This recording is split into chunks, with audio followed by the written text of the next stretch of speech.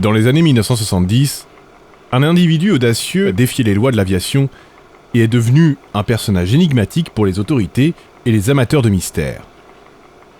Le 24 novembre 1971, à bord d'un vol de la Northwest Airlines, un homme a commis un acte qui l'a fait entrer dans l'histoire. Il détourne un avion, demande une importante rançon et disparaît finalement dans le ciel nocturne après avoir sauté en parachute, laissant derrière lui de nombreuses questions sans réponse.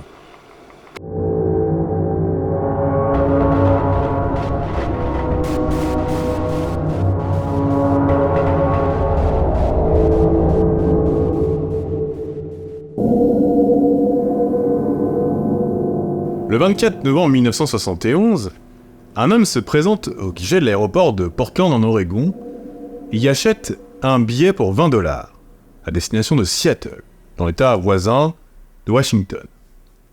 Un vol intérieur très court.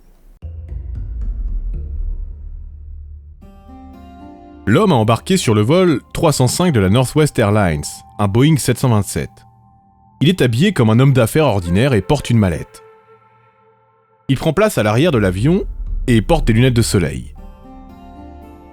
Une hôtesse de l'air, Florence Schaffner, est assise sur un strapontin à proximité.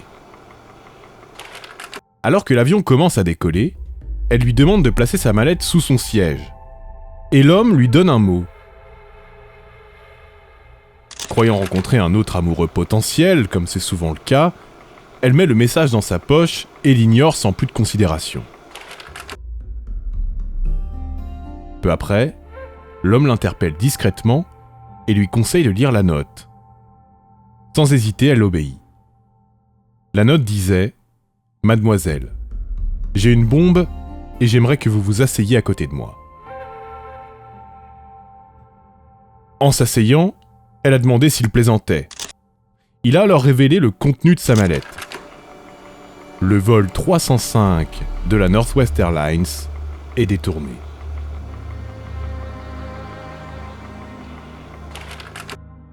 Florence Schaffner avertit immédiatement Tina Mucklow, sa collègue, de la situation tendue. Malheureusement, elle arrive trop tard, car l'avion s'apprête à décoller. Tina Mucklow a réagi rapidement en utilisant l'interphone pour alerter les pilotes de la situation difficile qui régnait dans la cabine.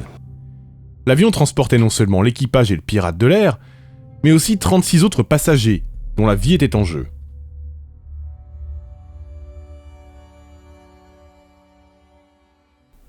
Le contrôle au sol est aussitôt prévenu et l'individu donne ses revendications à Florence Schaffner. Il demande $200 000 en liquide dans un sac à dos, 4 parachutes, 2 principaux et 2 de secours, un camion pour ravitailler l'avion à Seattle, ainsi que des vivres pour l'équipage et lui. Des demandes précises, millimétrées. L'autorité fédérale de l'aviation et le Bureau fédéral d'investigation ont été immédiatement informés. Dennis Line, qui a été interrogé par les agents fédéraux à Portland au sujet des billets qu'il avait vendus, a pu donner le nom de l'inconnu qui se trouvait à bord du vol 305. Dan Cooper.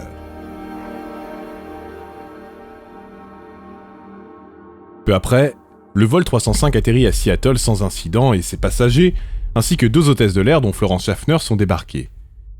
Tina Mucklow, le mécanicien de bord et les 2 pilotes restent à bord. Après avoir rassemblé la somme convenue et l'avoir rangée avec soin dans le sac à dos et dans le sac de l'un des parachutes, Cooper a donné des instructions claires pour la suite de son plan. Décoller pour Mexico, avec le train d'atterrissage et les volets sortis, à une altitude maximale de 10 000 pieds. En outre, il a demandé que toutes les personnes se déplacent vers l'avant de l'avion et que la porte arrière soit ouverte pour lui permettre d'accéder à la rampe arrière. Cependant, il y a un problème. Le Boeing n'a pas assez de carburant pour rallier le Mexique et le pilote annonce à Dan Cooper qu'il ne pourra pas aller au-delà de Reno, dans le Nevada, ou Phoenix, en Arizona. Ce dernier lui répond alors que Reno lui convient parfaitement. Le pilote met ensuite le cap sur le Nevada. Si Cooper a donné des informations aussi précises, cela veut probablement dire qu'il était un spécialiste de l'aviation, conscient que la faible altitude et la vitesse réduite de l'avion lui permettraient de mettre son plan à exécution. Alors que l'appareil est poursuivi par 2 F-106 de l'armée de l'air et passe à proximité du lac Merwin, à 70 km au nord de Portland, l'homme rassemble son matériel. Puis, après un moment d'hésitation, il ouvre la porte arrière et saute dans l'obscurité, disparaissant dans la nuit. Les 2 pilotes qui suivaient le Boeing n'ont rien remarqué d'anormal. D.B. Cooper est un nom qui intrigue encore aujourd'hui. Un nom donné par erreur aux pirates de l'air par les médias, mais qui est devenu un élément permanent de l'histoire.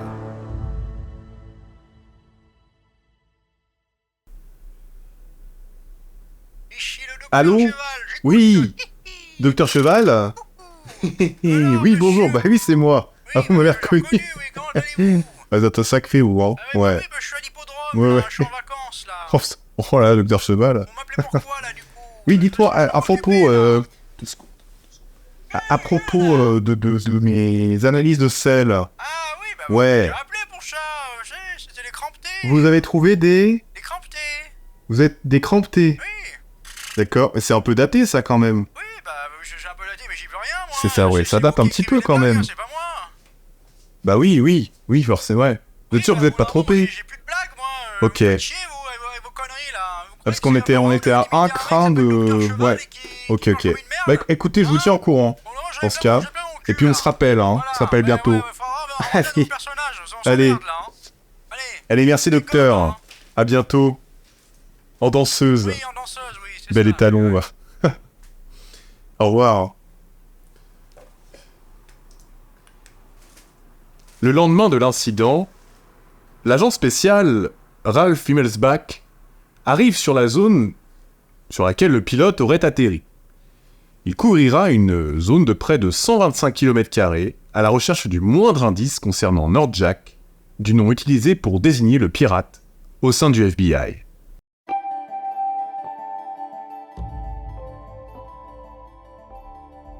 Tout élément de preuve, qu'il s'agisse d'un feu de camp, d'une trace de parachute ou d'une trace de sang, peut apparaître dans l'enquête.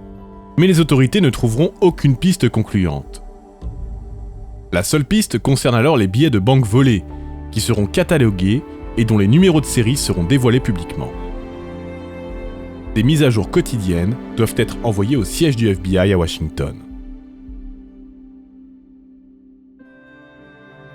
À Seattle, les enquêteurs ont commencé à interroger les témoins de l'équipage du vol afin d'obtenir une description du suspect. Les agents ont besoin de détails sur son apparence. Quel est son âge? De quoi avait-il l'air? Aucun des témoins n'a fourni de description correspondante.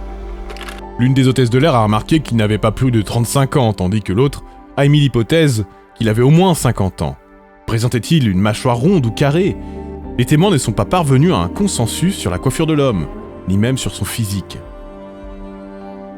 Le travail est difficile pour les portraitistes du bureau, tant les informations sont contradictoires. Ainsi, l'élaboration du portrait robot désormais célèbre s'est faite au milieu de tant de confusion que l'on peut douter aujourd'hui de sa pertinence. À Reno, les agents du bureau inspectent le Boeing. Le pirate y a forcément laissé des traces. Pourtant, la recherche d'empreintes s'avérera compliquée. En effet, il est difficile dans de telles conditions de différencier les empreintes du personnel de bord, des passagers ou bien de Cooper. Les enquêteurs trouvent quand même des mégots de cigarettes de marque Raleigh et quelques poils et cheveux appartenant probablement à Nordjack. Une cravate sera également retrouvée. 4 maigres pièces à conviction. Les fédéraux sont dans la passe. Le pirate a laissé trop peu d'indices derrière lui et la traque de Dan Cooper, qui durera officiellement 44 ans, ne fait que commencer.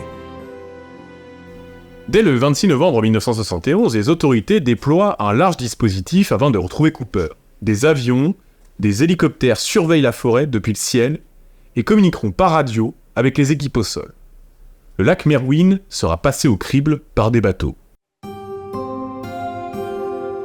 Bien que le doute subsiste quant au réel lieu d'atterrissage de Cooper, il est quasiment certain pour les enquêteurs qu'il a sauté quelque part au-dessus d'une zone forestière de près de 400 km² à couvrir. Près de 4 fois plus que la zone précédemment examinée par l'agent spécial Himmelsbach.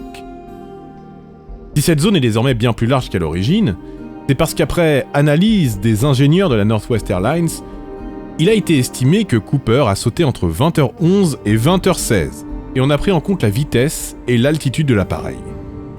Mais alors, à qui les fédéraux pourraient-ils demander de l'aide ? Les militaires peut-être. Les ingénieurs en aéronautique de la base de l'Air Force voisine Fort Lewis examinent les données de vol et arrivent à réduire la zone de recherche à 64 km² autour du point de chute supposé. Les recherches restent difficiles dans les étendues sauvages du nord-ouest américain. Les battues organisées se heurtent à la densité de la forêt qui entoure le hameau d'Ariel ainsi que le lac Merwin. L'endroit est particulièrement sauvage et il est difficile d'y évoluer. Même en pleine journée, il fait si sombre que les enquêteurs sont obligés de regarder où ils marchent. Bientôt, les intempéries viendront compliquer encore plus les recherches. Alors que les avions et les hélicoptères sillonnent le ciel, l'enquête continue au sol et les autorités sont bientôt rejointes par les chasseurs de trésors et les curieux venus tenter leur chance. Ceux-ci sont probablement en quête de la rançon supposément abandonnée par Cooper dans l'hypothèse où ce dernier aurait trouvé la mort dans sa chute. Des récompenses sont offertes pour toute information pouvant mener aux pirates. La compagnie aérienne propose 25 000 $ et le journal Seattle Post-Intelligencer offre lui 5 000 $.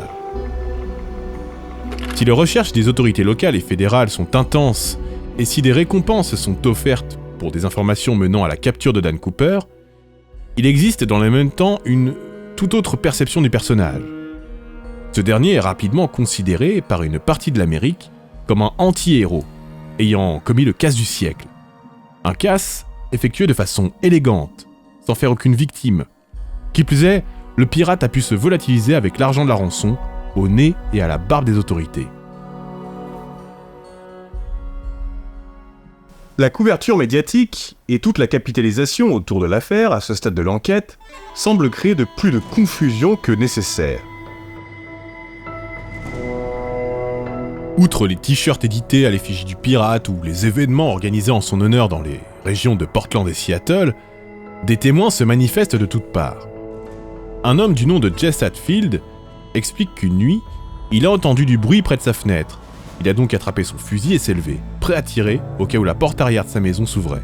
« Ouais, ça aura bien pu être Cooper », a-t-il déclaré. Une jeune fille part également à cheval avec ses amis à travers la forêt, à la recherche de D.B. Cooper. Lorsque le groupe tombe sur un vieux biplace rouillé, l'une des filles déclare qu'il s'agit de l'avion de D.B. Cooper. Tout le monde cherche D.B. Cooper et chacun est en mesure de le voir, là où personne d'autre ne le voit. À Seattle, l'homme est considéré comme quelqu'un de très intelligent. Assez intelligent pour avoir planifié un casse aussi sophistiqué et avoir eu les connaissances nécessaires sur les Boeing pour savoir que le modèle 727 disposait d'une rampe arrière rétractable. Il s'agirait donc forcément d'un homme travaillant pour Boeing. Certains imaginent qu'il est issu des services de renseignement et de l'armée, et pour d'autres, il pourrait travailler pour l'entreprise Canadair, basée à Montréal.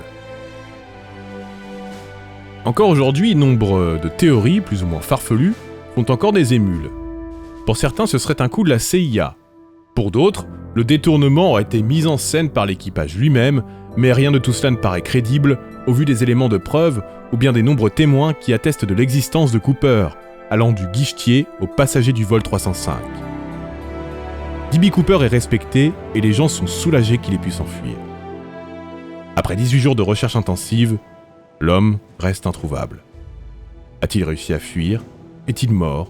S'il l'est, où est passé le corps ? Ces questions resteront sans réponse. Plusieurs nouvelles pièces à conviction feront leur apparition dans les années suivantes. Ainsi, en 1978, une partie de l'escalier arrière du Boeing sera retrouvée par un chasseur à une trentaine de kilomètres au nord du lac Merwin, mais la découverte la plus importante a été faite par une famille en février 1980, qui pique-niquait près du fleuve Columbia. 5 800 $ issus de la rançon sont ainsi retrouvés, identifiés grâce au numéro de série préenregistré.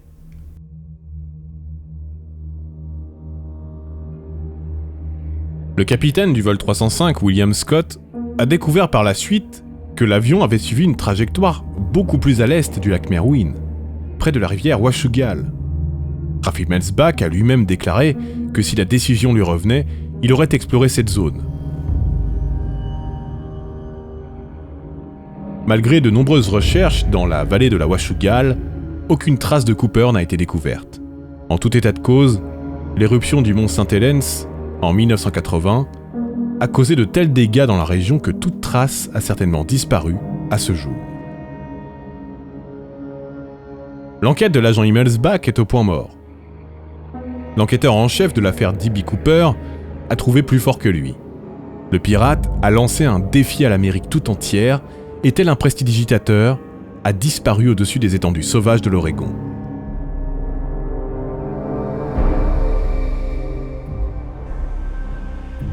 Quelques mois plus tard, en avril 1972, le scénario recommence. Un certain James Johnson, armé d'un revolver et d'une grenade, détourne un 727 de la compagnie United Flight cette fois-ci. Après avoir donné des instructions similaires à celles de Cooper lors du casse du vol 305, l'inconnu disparaît avec $500 000.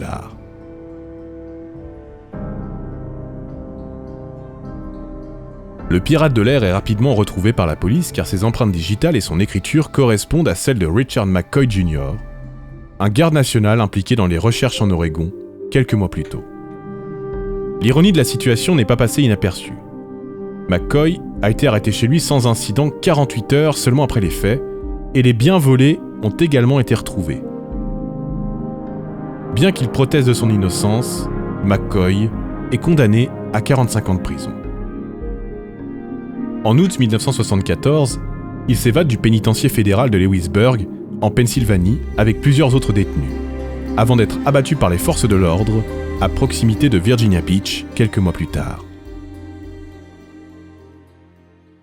Mais si l'histoire de Richard McCoy nous intéresse, c'est parce qu'elle ressemble étrangement à celle de D.B. Cooper. Une prise d'otage aérienne sans heurts, une rançon importante demandée, le même modus operandi que le pirate de l'Oregon, en somme. Et ce possible lien entre McCoy et Cooper sera le point d'orgue du livre D.B. Cooper, The Real McCoy, qui vaudra un procès à ses auteurs en 1994. Dans le livre, Bernie Rhodes, officier de probation en chef, explique être convaincu que Cooper et McCoy sont la même personne. La base argumentative de Rhodes et de l'agent spécial Calamé, co-auteur du livre, repose sur la similarité du modus operandi dans les deux affaires. Ils en sont convaincus contre vents et marées, malgré le fait que McCoy lui-même ne l'ait jamais confirmé ou nié. Pour eux, il est D.B. Cooper. Leur livre a fait l'objet d'un procès. En effet, la veuve du pirate, Karen McCoy, les traîne en justice. Ses griefs, une représentation erronée de sa personne par les deux auteurs au travers de l'ouvrage. Et elle estime que ces extrapolations lui portent préjudice. Impliquée indirectement dans le détournement du vol 885, elle se voit refuser l'interdiction de publication du livre qu'elle souhaitait et sortira du procès avec des indemnités. En définitive, on ne saura jamais si McCoy était D.B. Cooper, et un mémo du FBI datant de 2004 indique que le pirate du vol 885 aurait été à Salt Lake City le jour du détournement du vol de la Northwest Airlines. Le mémo précise également que les différences de méthodologie entre les deux pirates laissent penser qu'il s'agit bien de deux individus distincts.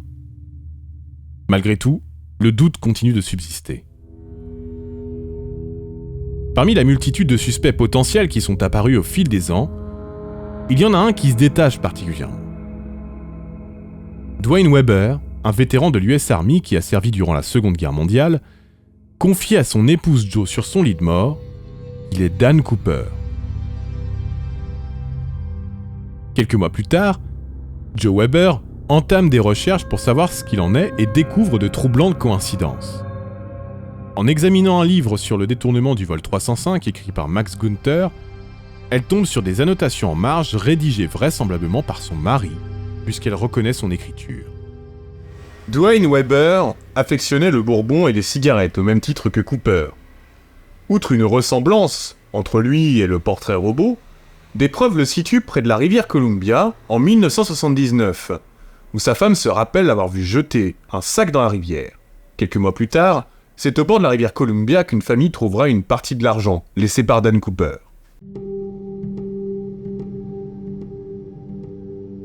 Mais cet argent est abîmé. L'eau a fait son œuvre et les billets sont désormais inutilisables. L'agent Himmelsbach reconnaîtra que Weber était le suspect le plus sérieux dont il a pu prendre connaissance. Mais encore une fois, le pirate de l'air a laissé si peu d'indices derrière lui, et le dossier est si fragile malgré la densité d'éléments apportés qu'on ne saura jamais, en dernier lieu, qui de McCoy, Weber ou bien la dizaine d'autres suspects potentiels est D.B. Cooper. Ainsi, la police, les fédéraux, des enquêteurs amateurs ou bien encore certains journalistes, parfois sans scrupules, plancheront des années durant, et encore aujourd'hui, sur des dizaines de cas. Barbara Dayton, Dick Briggs, John List, Robert Rackstraw et bien d'autres personnalités au passé criminel ou pas seront suspectés d'être D.B. Cooper. Et nombre de potentiels suspects auront eux ou elles-mêmes confié être Dan Cooper pour des raisons qui nous échappent parfois mais qui leur sont souvent propres.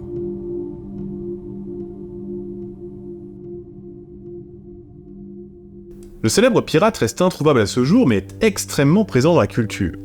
Bon nombre de livres ont été écrits à son sujet. Parmi eux, on peut citer D.B. Cooper Dead or Alive de Richard Tossow, paru en 1984, Skyjack du journaliste Geoffrey Gray en 2011, D.B. Cooper and the FBI de Bruce Smith en 2015 ou encore D.B. Cooper and Flight 305 de Robert Edwards en 2021. La pop culture n'est pas en reste avec ses nombreuses références à l'affaire. Ainsi, le protagoniste de la série Twin Peaks, de son nom complet Dale Bartholomew Cooper, porte les mêmes initiales que le pirate de l'air. Un clin d'œil évident de Mark Frost et David Lynch, qui nous en dit long sur l'attrait de ce dernier pour l'inexpliqué et l'occulte. On pourrait également citer les références directes ou indirectes dans d'autres séries comme Loki de Disney, Breaking Bad ou encore Prison Break. Même la célèbre fondation SCP s'est emparée du mythe de D.B. Cooper pour l'intégrer à son univers à travers le rapport sur SCP-101, une étrange sacoche dotée d'une bouche à l'intérieur. Lors de sa découverte en 1979, dans la chaîne des Cascades, au nord-ouest des États-Unis, un corps accompagnait le sac, celui d'un homme vêtu de noir allongé sur un parachute. Les scientifiques de la fondation SCP ont alors déterminé qu'il s'agissait de D.B. Cooper.